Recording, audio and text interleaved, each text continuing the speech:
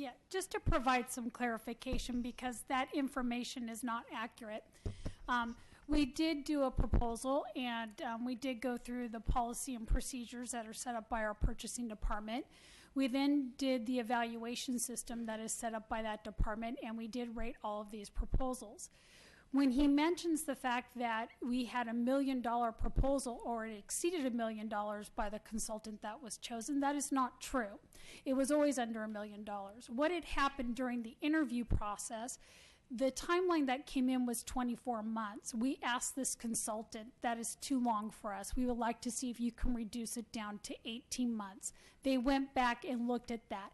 It shaved off some of the cost on that, but I can tell you the original contract was always under $1 million. This fiscal year in this budget, we allocated $1 million for this general plan update because we anticipated what that cost would be. So we were always within that scope. Additionally, the transportation component under this contract is $106,000. It is not $19,000. Fares and Peers clearly shows how much they are charging us for the transportation component of this document. It's all been itemized. So I do want to provide that clarification for you this evening. The way that the scoring sheet works, everybody turns in their score sheet, purchasing then extrapolates that through their methodology, and that's how we come up with the scoring. It was done by independent staff through the review process, and then we took the 2 top candidates in for personal interviews. The staff report that we receive as council people, are those available to the public? Absolutely. The reason I say that is I recall getting a list of the 5 people and their bids. And I believe that it was in the staff report. So when people say it's not there, I'm just a little, gosh, I don't know where to go with this. Mr. Scott? Yeah, I just wanted to make a comment here, and I can go with everything that Mr. Morgan said, except when he made the comment, preferred, implying that an employee, some employees, or a department set out with a preset notion that they were going to select a certain company.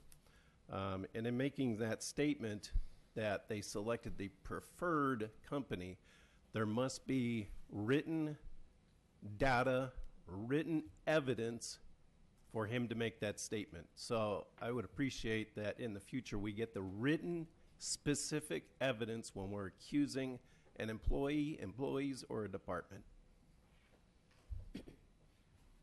Mr. City Manager? You know, it's mostly been covered. I just wanted to point out this process for the general plan amendment started about summer of last year. The resident was confused on several fronts, as you might imagine. This new consultant doesn't necessarily go back and judge your prior. There's no scoring system as it relates to your prior general plan. This is a general plan update that has a lot of different elements. It's going to include a trails master plan. There's a lot of key elements here. This process that started last summer really utilized best practices.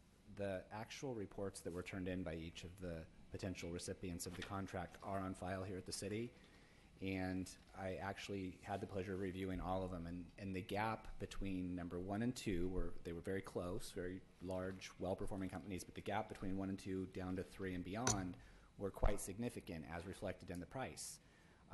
The company that actually did win has done well over 100 general plan updates throughout the state of California.